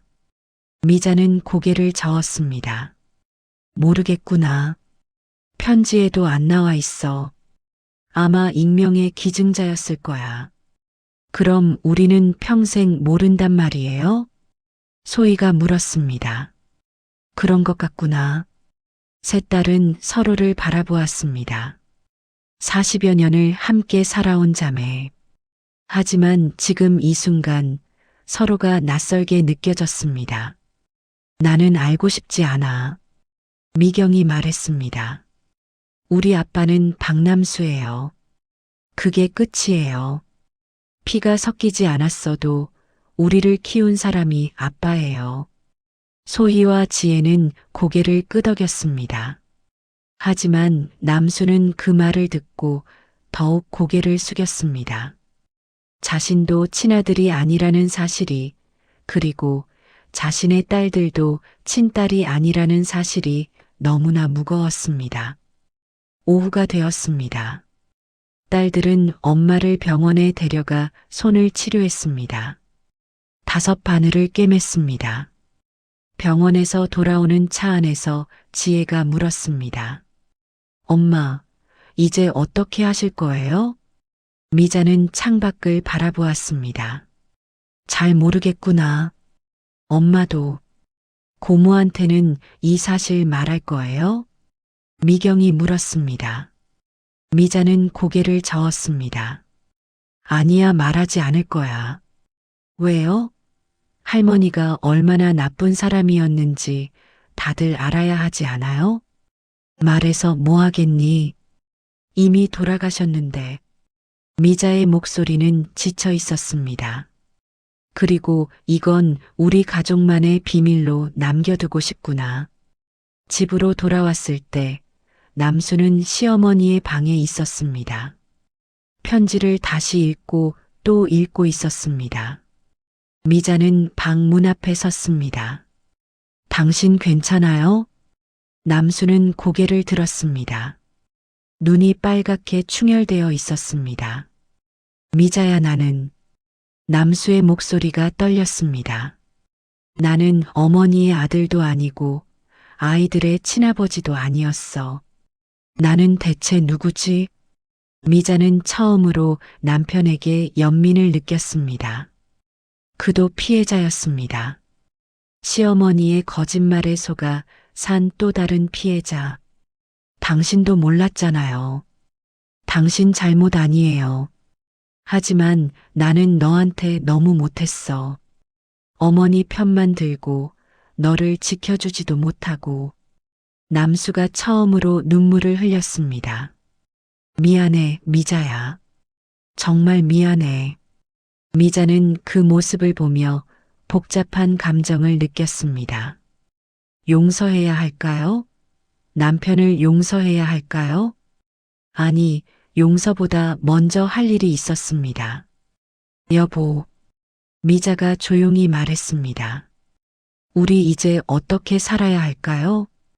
남수는 대답하지 못했습니다. 그날 밤 미자는 혼자 시어머니 방에 들어갔습니다. 장롱을 열었습니다. 편지가 있던 그 자리를 바라보았습니다. 어머니, 미자는 빈 장롱을 향해 말했습니다. 어머니는 왜 그러셨어요? 대답은 없었습니다. 어머니도 힘드셨다는 거 알아요. 어머니도 똑같은 고통을 겪으셨다는 거 알아요. 미자의 눈에서 눈물이 흘렀습니다. 하지만 어머니, 그렇다고 저한테 똑같이 하셔도 되는 건가요? 미자는 장롱 문을 닫았습니다. 어머니는 피해자였지만 동시에 가해자였어요. 그리고 저는 그 고리를 끊을 거예요. 미자는 방을 나오며 결심했습니다. 이 고통을 딸들에게는 물려주지 않겠다고. 딸들에게는 절대로 이런 아픔을 겪게 하지 않겠다고. 거실로 나오니 세 딸이 소파에 모여 앉아 있었습니다. 엄마. 지혜가 엄마에게 다가왔습니다. 우리 얘기 좀 했어요. 응? 엄마, 우리는 괜찮아요. 우리가 누구 피를 받았든 그건 중요하지 않아요. 미경이 일어서서 말했습니다. 우리를 낳아주시고 키워주신 분은 엄마예요. 그것만으로 충분해요. 소희도 고개를 끄덕였습니다. 엄마, 우리는 엄마 딸이에요. 그게 제일 중요해요. 미자는 세 딸을 바라보았습니다. 자신이 낳은 딸들. 아니, 자신이 낳지 않았을 수도 있는 딸들. 하지만 그게 무슨 상관입니까? 이 아이들은 자신의 뱃속에서 10달을 자랐고 자신의 젖을 먹고 자랐습니다. 이 아이들을 위해 40년을 참고 견뎠습니다. 피가 섞였든 안 섞였든 이 아이들은 자신의 딸이었습니다. 미자는 세 딸을 꼭 껴안았습니다. 고맙다 얘들아. 엄마가 너희한테 미안해. 엄마 왜 사과해요? 엄마는 아무 잘못도 안 했어요. 그래도 너희를 이런 식으로 낳게 해서 엄마, 우리는 행복했어요. 엄마가 있어서. 지혜의 말에 미자는 다시 눈물을 흘렸습니다. 하지만 이번에는 슬픔의 눈물이 아니었습니다. 감사의 눈물이었습니다. 자신에게 이런 딸들이 있다는 것에 대한. 그날 밤 미자는 오랜만에 잠들 수 있었습니다. 악몽을 꾸지 않았습니다. 40년 만에 처음으로 평화로운 잠이었습니다. 하지만 미자는 아직 몰랐습니다.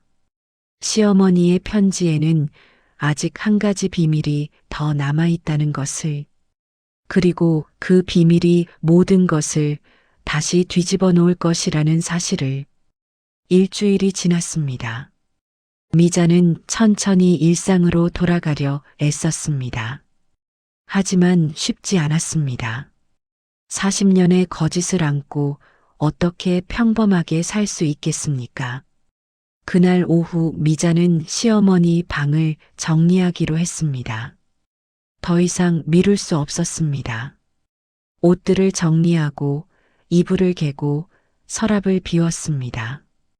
그러다 장롱 맨 아래 깊숙한 곳에서 또 다른 봉투를 발견했습니다. 이번에는 하얀 봉투였습니다. 그리고 겉면에는 아무것도 쓰여 있지 않았습니다. 미자는 조심스럽게 봉투를 열었습니다. 안에는 오래된 사진 한 장과 또 다른 편지가 들어 있었습니다. 사진을 먼저 꺼냈습니다. 흑백 사진이었습니다. 아마도 1960년대쯤 찍은 것 같았습니다. 사진 속에는 젊은 여인이 4명의 어린 딸들과 함께 서 있었습니다. 시어머니 김복순과 그녀의 딸들이었습니다. 하지만 미자의 시선이 멈춘 것은 맨 왼쪽에 서 있는 첫째 딸이었습니다. 그 아이의 얼굴이 너무나 익숙했습니다. 미자는 사진을 들고 거울 앞으로 갔습니다. 그리고 자신의 얼굴과 사진 속 소녀의 얼굴을 비교했습니다. 순간 미자의 손이 떨렸습니다. 닮았습니다. 너무나 닮았습니다. 아니, 닮은 정도가 아니었습니다. 눈매, 코, 입술 모양까지 똑같았습니다. 이게 무슨... 미자는 급히 편지를 펼쳤습니다. 미자에게 이 편지는 너가 첫 번째 편지를 읽고 나서 발견하길 바라며 숨겨둔다. 미자의 심장이 빠르게 뛰기 시작했습니다. 첫 번째 편지에서 나는 너에게 사과했지. 하지만 전부를 말하지는 않았단다. 차마 용기가 나지 않았단다. 미자는 숨을 죽이고 계속 읽었습니다. 미자야, 너는 내 며느리가 아니란다. 미자는 편지를 떨어뜨릴 뻔했습니다. 며느리가 아니라고요? 무슨 소리입니까? 너는 내 딸이야. 그 순간 미자의 세상이 멈췄습니다. 딸이라고요? 자신이 시어머니의 딸이라고요? 1968년 나는 딸 넷을 데리고 쫓겨났단다. 하지만 딸들을 모두 데리고 갈 수 없었지. 당시 나는 26이었고 일자리도 집도 없었단다. 미자는 떨리는 손으로 계속 읽었습니다. 큰딸은 6살, 둘째는 5살, 셋째는 3살, 그리고 막내 당신은 겨우 돌이었단다. 미자는 눈을 감았습니다. 믿을 수 없었습니다. 나는 너를 안고 거리를 헤맸단다. 며칠을 굶었단다. 너도 배가 고파 울고 또 울었단다. 편지를 읽는 미자의 눈에서 눈물이 흘렀습니다. 그러다 어느 날 나는 결정을 내렸지. 너라도 살려야겠다고. 너에게 더 나은 삶을 주어야겠다고. 미자는 가슴이 찢어지는 것 같았습니다. 나는 너를 고아원 앞에 두고 왔단다. 너의 옷에 쪽지를 달았었지. 1967년 3월 15일생 박미자. 부디 좋은 곳으로 입양 보내달라고. 미자는 자신의 생년월일을 떠올렸습니다. 1967년 3월 15일. 맞았습니다. 그리고 나는 너를 버렸단다. 아니, 버린 것이 아니라 살리려고 했지. 하지만 결국 같은 것이었지. 미자는 편지를 읽으며 온몸이 떨렸습니다. 1년 후 나는 우연히 들었어. 고아원에서 한 아이가 좋은 집으로 입양되었다고. 나이와 이름을 듣고 나는 알았어. 너였다는 걸. 미자는 친정 부모님을 떠올렸습니다. 입양된 딸이라는 사실을 숨기고 친딸처럼 키워주셨던 분들. 너를 입양한 부부는 박씨 성을 가진 좋은 사람들이었다고 들었어. 나는 안도했지. 너가 나보다 나은 삶을 살게 되었다고. 편지는 계속되었습니다. 세월이 흘렀고 나는 재혼했고 남수를 낳았고 평범하게 살았단다. 너를 잊으려 애썼지. 하지만 잊을 수 없었어. 평생 가슴에 응어리로 남았단다. 미자는 시어머니가, 아니, 친어머니가 느꼈을 고통을 상상했습니다. 그리고 1982년 남수가 결혼 상대를 데려왔단다. 그게 미자 바로 너였어. 미자는 숨이 멎었습니다. 너를 본 순간 나는 알았단다. 내 딸이었다. 얼굴이 너무나 닮았지. 큰딸과 똑같았단다. 미자는 사진을 다시 보았습니다. 정말로 닮았습니다. 하지만 말할 수 없었단다. 너가 내 딸이고 남수와 너는 오누이라고. 미자는 현기증을 느꼈습니다. 남수와 자신이 오누이라고요? 나는 미쳐버릴 것 같았단다. 내 딸이 내 며느리가 되다니. 이게 무슨 운명의 장난입니까? 미자는 편지를 계속 읽었습니다. 나는 결혼을 막아야 한다고 생각했어. 하지만 어떻게 막니? 이유를 말할 수도 없고 너도 남수도 서로를 좋아했는데. 미자는 결혼 전 시어머니가 결혼을 반대했던 일을 기억했습니다. 그때는 이유를 알 수 없었습니다. 이제야 이유를 알았습니다. 결국 나는 포기했지. 너희들이 결혼하는 것을. 하지만 한 가지는 막아야 했단다. 너가 아들을 낳는 것을. 미자는 눈을 크게 떴습니다. 오누이 사이에서 태어난 아이는 유전적 문제가 생길 확률이 높단다. 나는 그것을 막아야 했단다. 미자는 이제야 모든 것이 이해되었습니다. 그래서 나는 너에게 딸만 낳게 했단다. 기증자를 통해서. 너도 모르게. 미자는 고개를 저었습니다. 미자야, 나는 너를 보호하려 했단다. 잘못된 방식으로. 당신을 괴롭히면서까지. 편지의 마지막 부분이 보였습니다. 나는 평생 너에게 미안해. 버린 것도, 며느리로 받아들인 것도, 구박한 것도 모두 미안해. 미자의 눈물이 편지를 적셨습니다. 하지만 한 가지만은 자랑스럽단다. 너는 강한 사람으로 자랐어. 내가 버린 딸이 이렇게 훌륭한 사람이 되어 있었어. 미자는 목이 메었습니다. 그리고 너의 세 딸, 미경, 소혜, 지혜. 그 아이들은 내 외손녀이자 손녀야. 복잡한 관계지만 나는 그 아이들을 사랑한다. 편지의 마지막 문장이었습니다. 미자야, 미안하다. 그리고 사랑한다. 한 번도 말하지 못했지만 나는 너를 사랑했다. 내 딸로서. 엄마가. 편지가 끝났습니다. 미자는 편지를 가슴에 안았습니다. 시어머니가. 아니, 엄마가 남긴 마지막 고백이었습니다. 미자는 바닥에 주저앉았습니다. 울음이 터져 나왔습니다. 분노도 원망도 아니었습니다. 슬픔이었습니다. 깊고 깊은 슬픔이었습니다. 엄마는 자신을 버렸습니다. 하지만 살리기 위해서였습니다. 엄마는 자신을 며느리로 받았습니다. 하지만 딸이라고 말할 수 없었습니다. 엄마는 자신을 괴롭혔습니다. 하지만 보호하기 위해서였습니다. 모든 것이 뒤틀리고 비극적이었지만 그 안에는 사랑이 있었습니다. 잘못된 방식의 아픈 방식의 하지만 분명한 사랑이. 엄마. 미자는 처음으로 시어머니를 엄마라고 불렀습니다. 엄마, 저도 사랑했어요.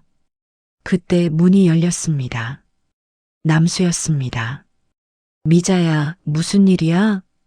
남수는 바닥에 주저앉아 우는 아내를 발견했습니다. 미자는 남편을, 아니, 오빠를 올려다보았습니다. 여보, 아니, 오빠. 뭐라고? 미자는 편지를 남수에게 건넸습니다. 남수는 떨리는 손으로 편지를 읽기 시작했습니다. 그의 얼굴이 점점 창백해졌습니다. 이게 무슨... 편지를 다 읽은 남수는 그 자리에 주저앉았습니다. 우리가 오누이였다고? 두 사람은 말없이 서로를 바라보았습니다. 43년을 부부로 살았던 두 사람. 하지만 사실은 오누이였던 두 사람. 미자야. 아니, 미자. 남수는 무어라 불러야 할지 몰랐습니다. 미자도 마찬가지였습니다. 한참을 침묵이 흘렀습니다. 그리고 미자가 조용히 말했습니다. 우리 그냥 부부로 살아요. 하지만 법적으로는 모르는 사이였잖아요. 친남매인지 아무도 몰랐잖아요. 미자는 남수의 손을 잡았습니다. 우리는 43년을 함께 살았어요. 세 딸을 키웠어요. 그게 우리예요. 남수는 눈물을 흘렸습니다. 미안해. 내가 이런 고통을. 아니에요. 우리 둘 다 피해자예요. 엄마도 피해자였고, 미자는 사진을 바라보았습니다. 엄마 나름대로 최선을 다한 거예요. 잘못된 방식이었지만, 그날 저녁 미자는 세 딸을 불렀습니다. 그리고 두 번째 편지의 내용을 말해 주었습니다. 딸들은 충격에 빠졌습니다. 엄마가 할머니 친딸이었어요? 그럼 우리는 할머니의 손녀이자 외손녀예요? 그리고 엄마랑 아빠가 오누이였다고요? 미자는 고개를 끄덕였습니다. 하지만 너희는 건강하게 잘 자랐어. 그게 중요한 거야. 미경이 말했습니다. 그럼 할머니가 엄마를 구박한 건 나를 보호하기 위해서였어. 아들을 낳으면 유전 문제가 생길까봐. 지혜가 엄마를 껴안았습니다. 엄마, 할머니. 아니, 외할머니는 엄마를 사랑했던 거네요.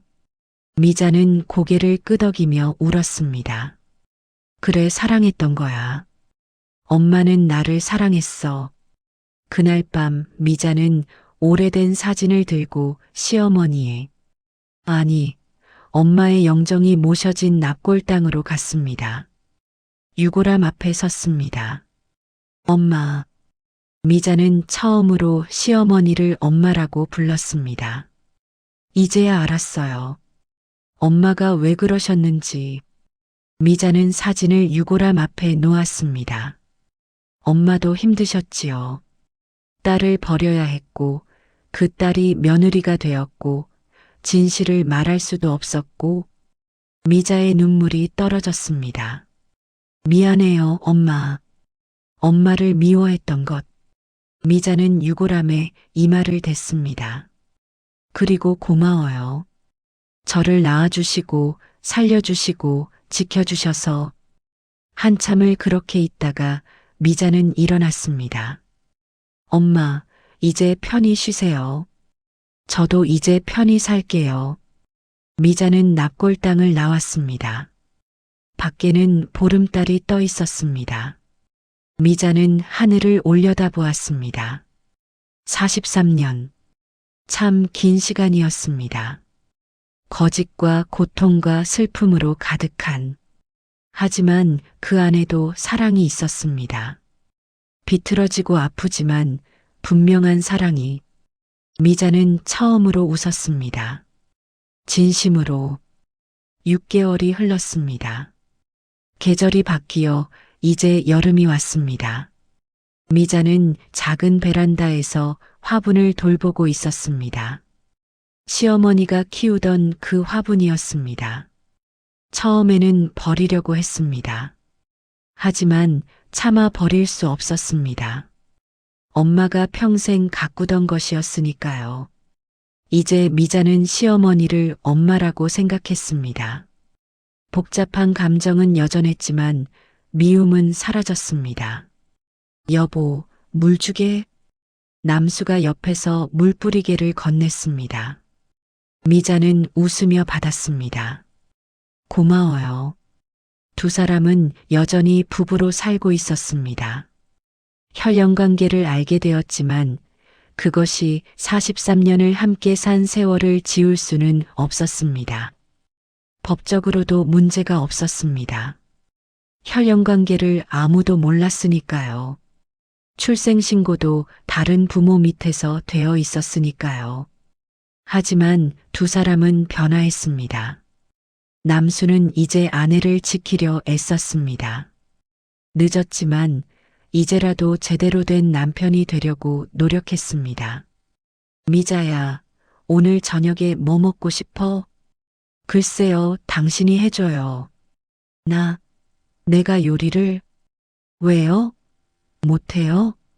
미자는 장난스럽게 웃었습니다. 6개월 전만 해도 상상할 수 없던 대화였습니다. 하지만 이제는 가능했습니다. 남수는 서툴게 부엌으로 갔습니다. 미자는 그 뒷모습을 보며 미소 지었습니다. 변화는 천천히 일어나고 있었습니다. 오후가 되자 새 딸이 찾아왔습니다. 요즘은 자주 찾아왔습니다. 엄마가 걱정되어서였습니다. 엄마, 안녕하세요. 지혜가 과일 바구니를 들고 들어왔습니다. 어머, 또 사왔니? 지난주에도 사왔잖아. 엄마 건강 챙겨드려야죠. 소희가 엄마를 껴안았습니다. 엄마, 요즘 얼굴이 좋아지셨어요. 편해 보여요. 그래, 기분 탓이겠지. 하지만 미자도 알고 있었습니다. 자신이 변했다는 것을, 무거운 짐을 내려놓았다는 것을. 미경이 부엌을 들여다보며 물었습니다. 아빠가 요리하세요? 응. 저녁 만든대. 세상에, 아빠가요? 새 딸은 놀란 표정을 지었습니다. 요즘 많이 달라지셨어. 설거지도 하시고, 청소도 하시고. 미자는 웃었습니다. 늦었지만 변하려고 노력하시는 거야. 거실에 둘러앉아 차를 마시며 미경이 물었습니다. 엄마, 후회 안 하세요? 뭘? 할머니를, 외할머니를 용서한 것. 미자는 잠시 생각했습니다. 후회? 글쎄다. 용서했다기보다는 이해한 거야. 이해요? 응. 엄마도 피해자였고, 나도 피해자였어. 그리고 엄마는 나름대로 나를 지키려고 한 거였어. 소희가 고개를 끄덕였습니다. 맞아요. 외할머니도 선택의 여지가 없었을 거예요. 그래, 그 시대에는 딸을 낳는 것이 죄였으니까. 엄마도 나도 그 시대의 희생자였어. 지혜가 엄마의 손을 잡았습니다. 엄마, 우리는 달라요. 우리 세대는. 미자는 딸의 손을 꼭 잡았습니다. 그래, 너희는 달라야 해. 이런 고통을 겪으면 안 돼. 걱정 마세요, 엄마. 우리는 엄마처럼 살지 않을 거예요. 엄마가 보여주신 강인함으로 살되, 엄마가 겪은 고통은 되풀이하지 않을게요.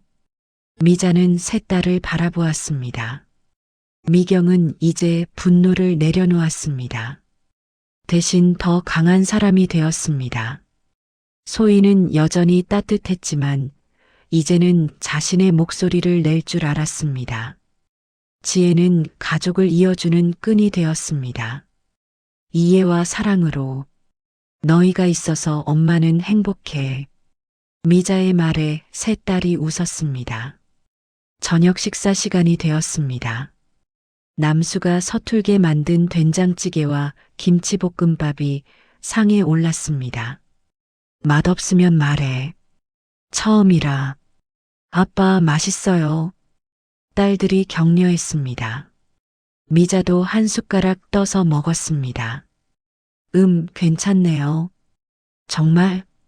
남수의 얼굴이 환해졌습니다. 식사를 하며 가족들은 이런저런 이야기를 나누었습니다. 일상적인 이야기들, 그냥 평범한 가족의 대화들. 하지만 미자에게는 이 평범함이 기적 같았습니다. 6개월 전만 해도 불가능했던 이 편안함이. 식사를 마치고 설거지를 할 때 남수가 미자 옆에 섰습니다. 내가 할게. 괜찮아요. 같이 해요. 둘은 나란히 서서 설거지를 했습니다. 남수가 조용히 말했습니다. 미자야, 나는 참 복받은 사람이야. 왜요? 너 같은 사람을 만나서. 아니, 너 같은 여동생이 있어서. 미자는 웃었습니다. 그 말 이상해요. 우리 부부잖아요. 그래, 부부지. 하지만 너는 내 여동생이기도 하고 내 아내이기도 해. 복잡하지만 그래서 더 소중해. 미자는 남수를 보았습니다. 저도 당신 만나서 다행이에요. 힘들었지만 후회하지 않아요. 둘은 말없이 설거지를 계속했습니다. 그날 밤 딸들이 돌아간 후 미자는 혼자 엄마의 사진첩을 펼쳤습니다. 어린 자신의 모습이 보였습니다. 돌쯤 되었을 때의 사진. 엄마 품에 안겨 있는.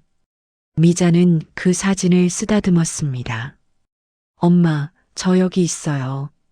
잘 살고 있어요. 그리고 다음 장을 넘겼습니다.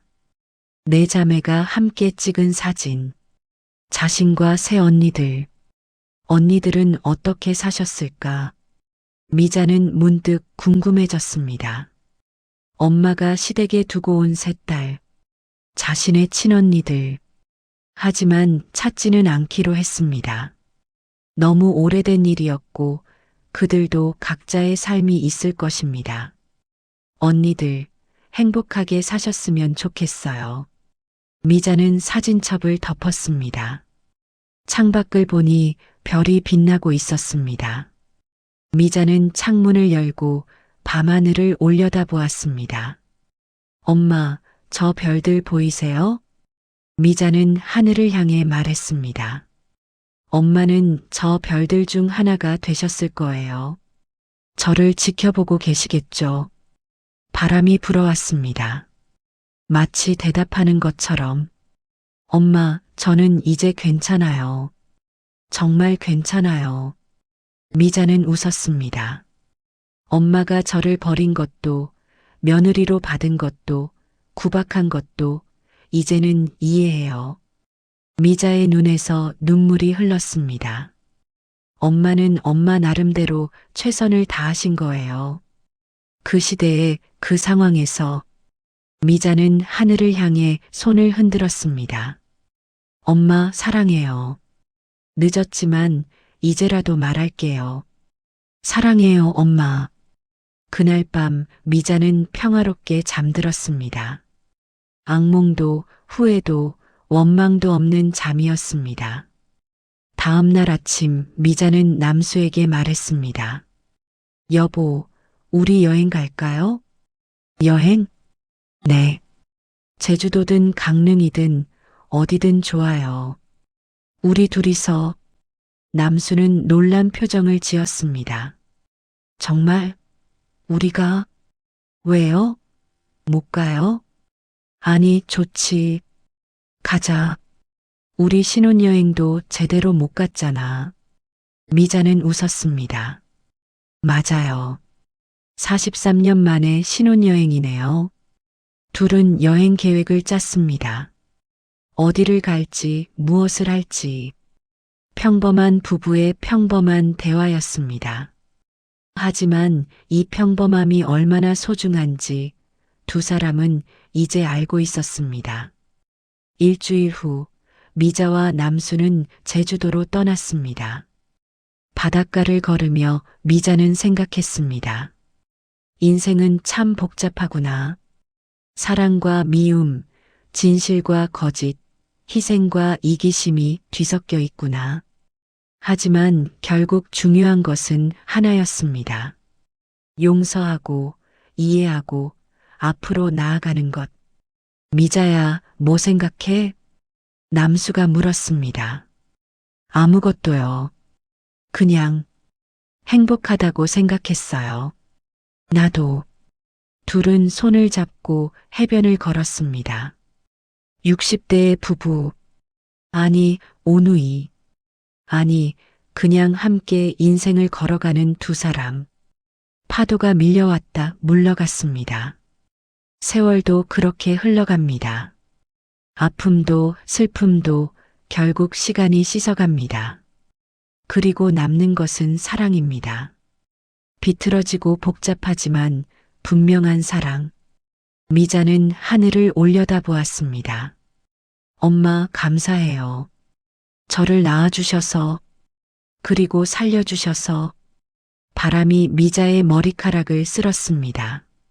마치 엄마가 쓰다듬는 것처럼. 미자는 웃으며 앞으로 걸어갔습니다. 인생은 계속됩니다. 고통도, 기쁨도, 사랑도. 그리고 우리는 계속 걸어갑니다. 각자의 길을. 하지만 혼자가 아닙니다. 우리에게는 가족이 있고, 사랑이 있고, 서로가 있습니다. 그것으로 충분합니다. 미자는 남수의 손을 꼭 잡았습니다. 그리고 함께 걸어갔습니다. 파도 소리를 들으며, 바람을 맞으며, 그렇게 인생은 계속됩니다.